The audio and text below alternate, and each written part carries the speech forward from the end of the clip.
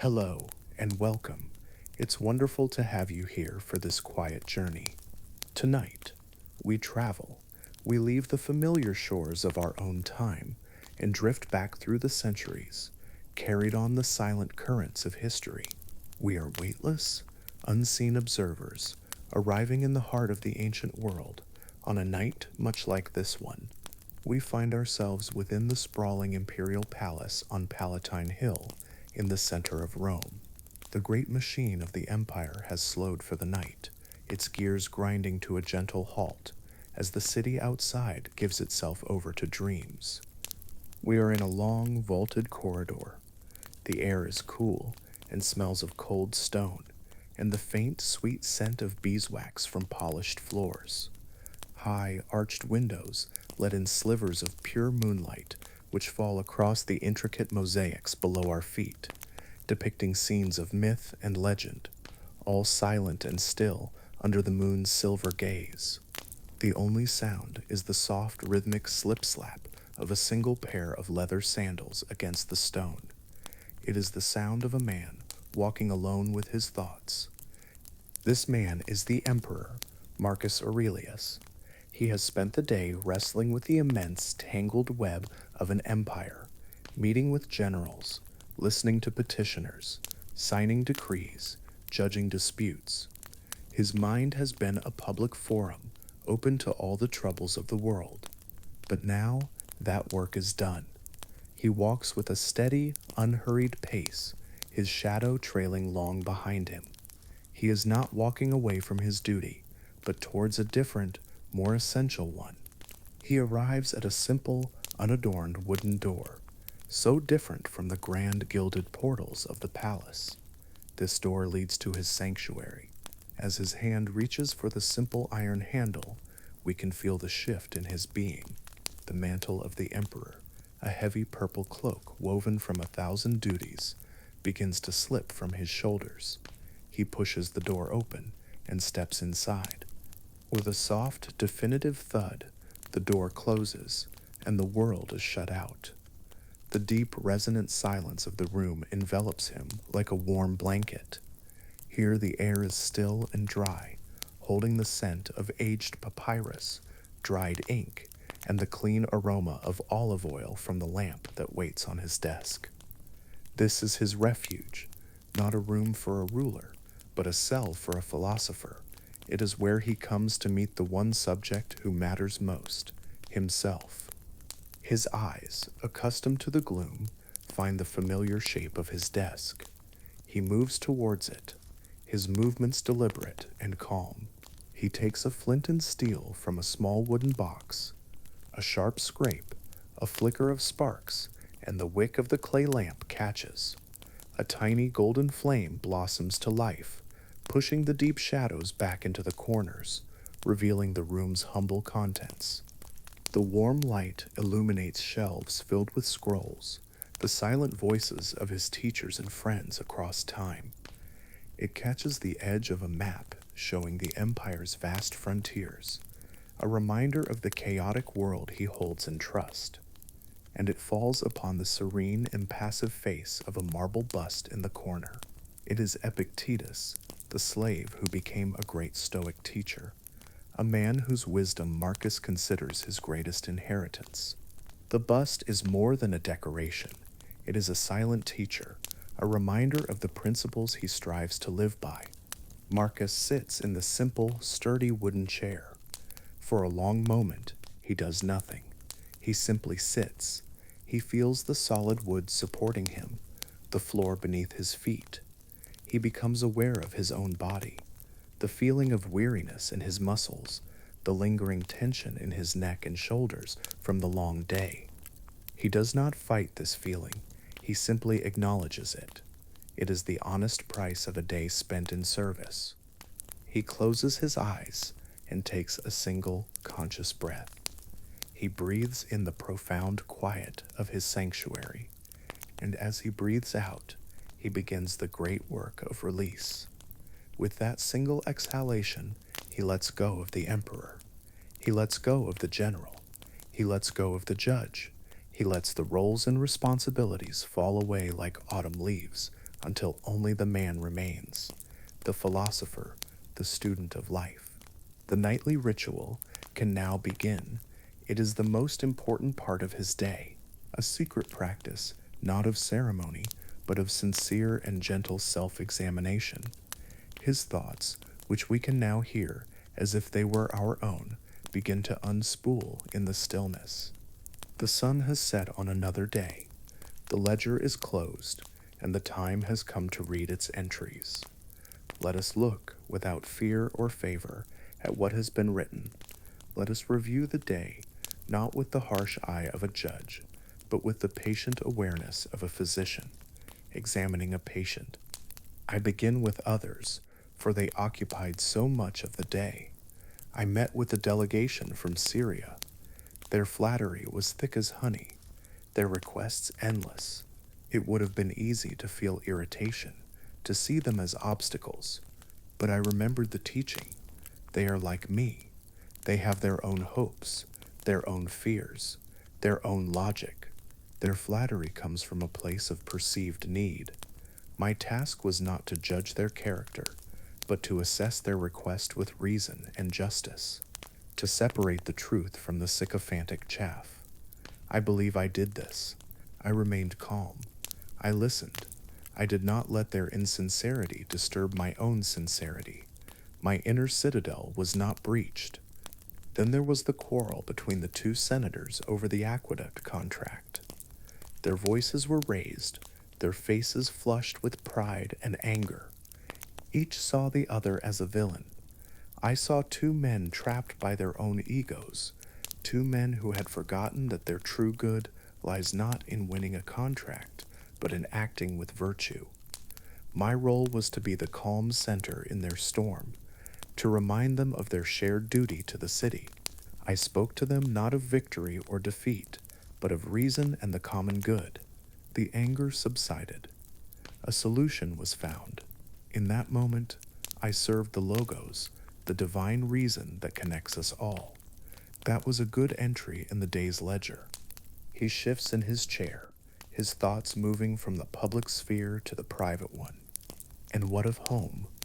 What of my family? Faustina, my wife, was troubled today. A rumor had reached her, a piece of malicious gossip from the court. I saw the distress in her eyes, the storm gathering in her heart. My first impulse was to be dismissive, to tell her it was meaningless, an illusion, but that would have been the response of a poor philosopher and a worse husband. Her distress, while caused by an external, was real to her. My duty was not to lecture, but to listen, to offer comfort, to be a calm harbor for her. I sat with her. I held her hand. I did not try to solve the problem, for the rumor itself was nothing. I simply tried to dissolve her fear with my presence. I believe I acted with kindness. I believe I acted as a partner should. My son, Commodus, he was filled with the fire of youth today. He spoke of glory, of great triumphs he would one day win. I listened to his passionate plans. The philosopher in me wanted to temper his expectations, to speak to him of fortune's fickle nature, of how true glory lies in a virtuous character, not in conquered lands. But the father in me knew that some lessons can only be learned from life itself. So I simply encouraged his spirit, while gently trying to plant a seed of thought.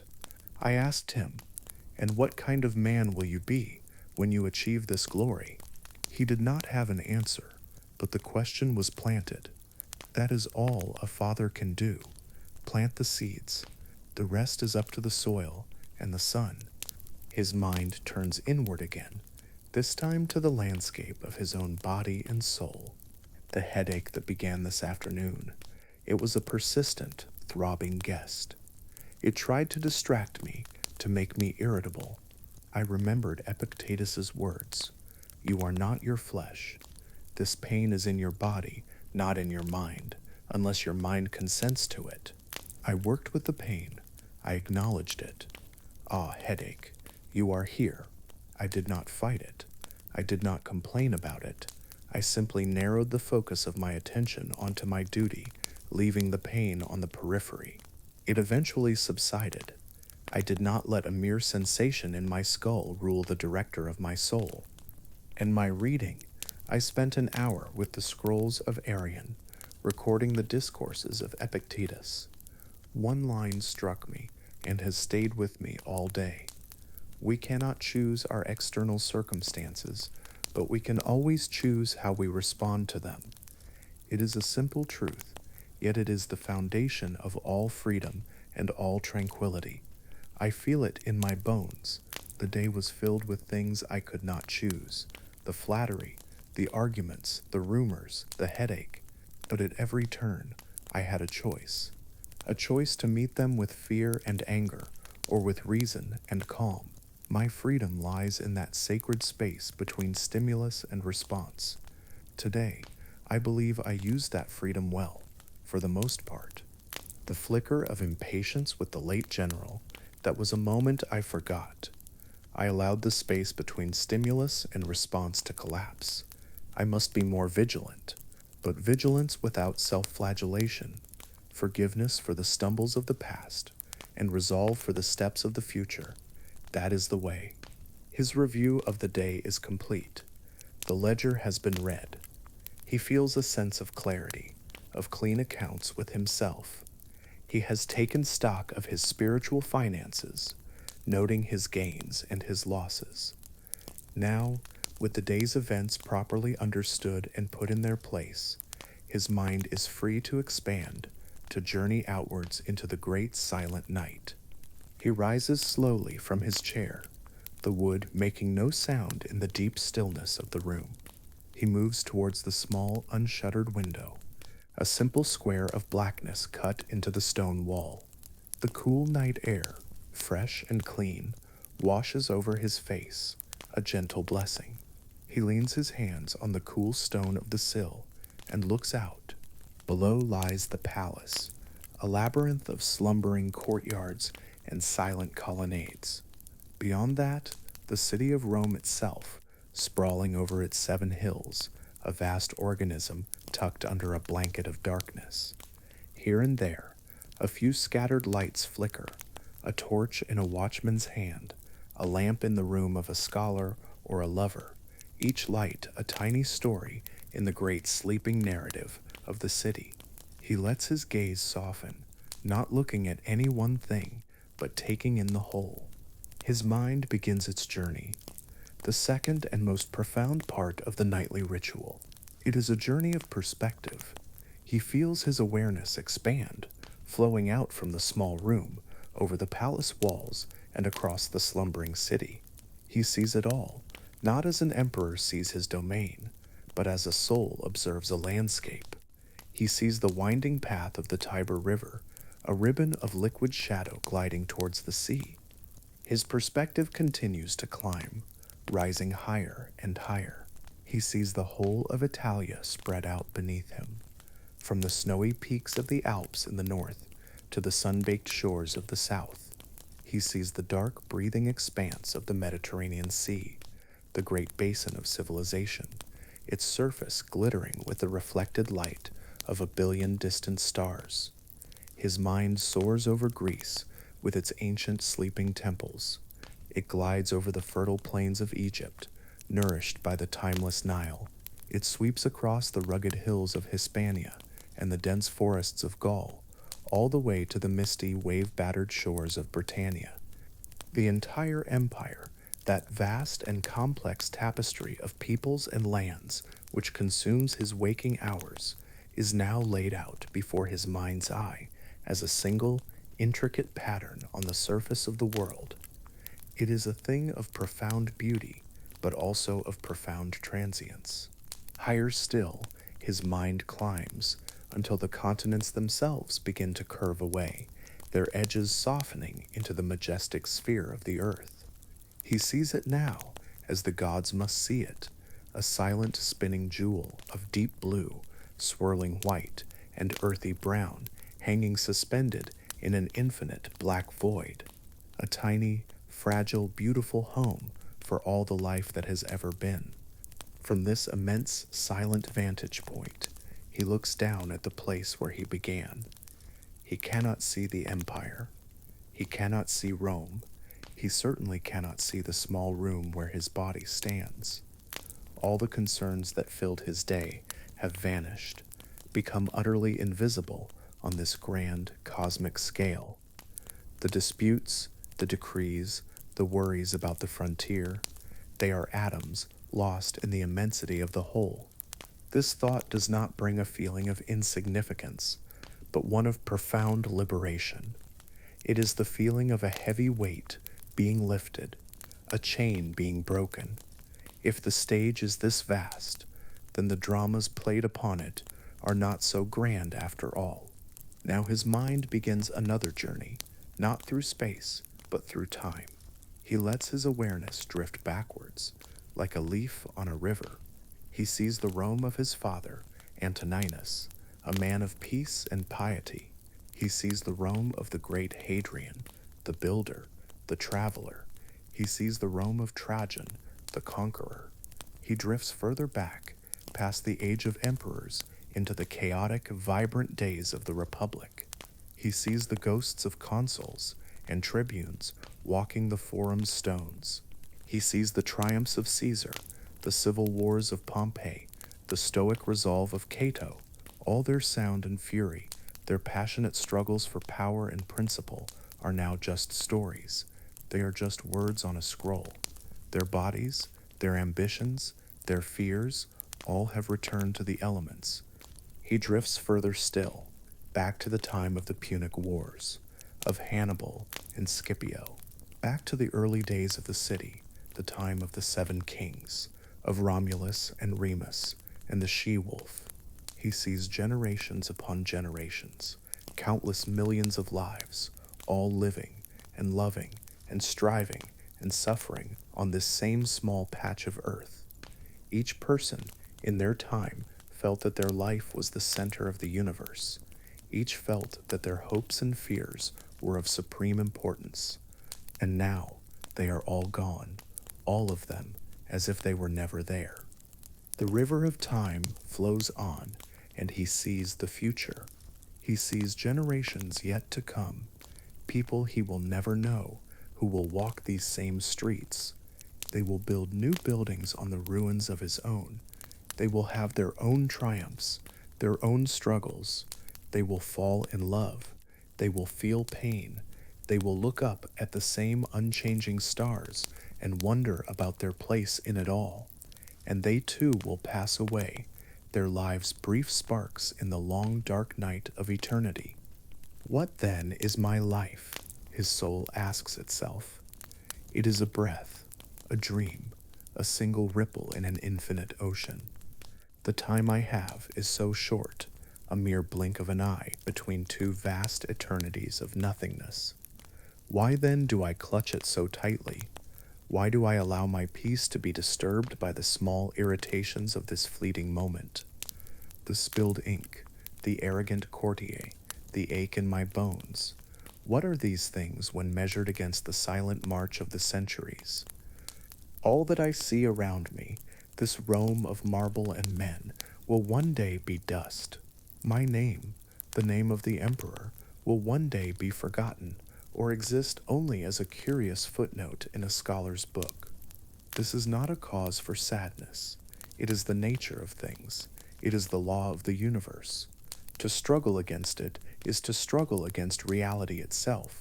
To accept it is to find peace. The goal is not to be remembered forever.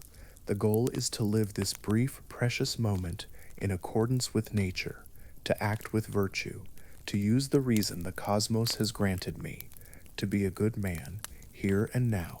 That is all, and that is everything. The journey is complete. His mind, having soared through the immensity of space and time, begins its gentle descent. It drifts back down, past the moon, back to the spinning blue and white globe. It finds the shape of Italia, the sleeping city of Rome, the quiet hill of the Palatine. It returns, finally, to the small dark room, to the man standing by the window, his hands resting on the cool solid stone. He has returned, but he is not the same man who began the journey.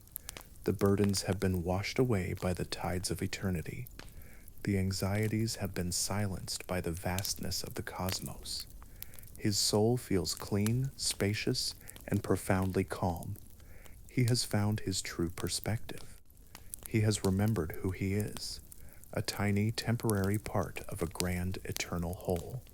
He turns from the window and moves back towards the center of the room. The philosophical work is done. The mind has been cleared, cleaned, and put in order. Now, all that remains is the final, gentle release into the welcoming arms of sleep. He moves away from the desk, the site of his mental labors. The simple wooden chair has served its purpose. He crosses the small room to a modest couch, a simple wooden frame with a woolen mattress and a single linen sheet. This is where he sleeps. It is no different from the bed of a common soldier or a simple merchant, for in sleep all are equal. In the quiet democracy of dreams, there are no emperors. He lies down, the simple mattress receiving his weight. He pulls the cool, clean sheet over him, a final, simple act of closure on the day. He lies on his back, his hands resting gently at his sides, his palms open to the darkness. His body is still, his mind is quiet. All that is left is the gentle, final descent. He begins by bringing his awareness to his breath. He does not try to control it. He simply observes it. The gentle rise and fall of his chest. The air entering through his nostrils, cool and fresh. The air leaving his lips, warm and soft. Each breath is a wave washing over him. The tide comes in, and the tide goes out. A rhythm as ancient and as steady as the stars he was just watching. His awareness drifts downwards, all the way down to his feet. He pictures his feet, which have walked so many miles on stone and soil today. He gives them a silent instruction to rest. He feels a warmth spread through them, a pleasant, heavy feeling. He imagines all the tension, all the weariness flowing out from the soles of his feet and dissolving into the darkness below. His feet are now heavy, still, and at peace. The feeling of warmth and heaviness flows upward into his ankles and his calves. He lets his lower legs go completely limp, releasing their grip. They have carried him through the day, and now their work is done. They too are still. They too are at peace. The gentle warmth travels into his knees and up through his thighs. These strong muscles which hold so much power and tension, he allows them to soften, to melt into the couch beneath him. He feels the weight of his legs, profoundly heavy now, anchored in a deep and comfortable stillness. There is nowhere to walk to. There is nothing to do. There is only rest. His awareness now settles in his hips and in his stomach. He feels the day's anxieties, which so often gather here, finally unclenching their grip. He breathes into this space, and with each exhalation, he feels a deeper release. He lets go of all the knots, all the worries. He feels a sense of profound safety and calm spreading through the core of his body. The wave of relaxation flows up his spine, vertebra by vertebra. He feels his back melting into the surface beneath it, supported, held. He allows his shoulders to release their final burdens, the weight of his duties, the concerns for his people, the governance of an empire. He lets it all go. He lets it slide off his shoulders, leaving them light and free. The emperor's mantle is gone. Only the man remains. The warmth flows down his arms, to his elbows, his wrist, his hands which have signed decrees and held the hands of his children, now lie open and still. He lets all the strength, all the need to control, flow out from his fingertips. His arms are heavy, his hands are soft, they are at peace. His attention comes to his neck and to his jaw. He lets his jaw go slack, allowing a small space to form between his teeth. He releases the tension in his face, smoothing the brow that has been furrowed in thought. He lets his eyes rest gently in their sockets. The face he shows the world is gone, replaced by a simple mask of serene stillness. Finally, he brings his awareness to his mind itself. He sees his thoughts, what few remain, not as solid things, but as wisps of cloud drifting across a vast, dark sky. He does not cling to them. He does not fight them. He simply watches them come, and he watches them go.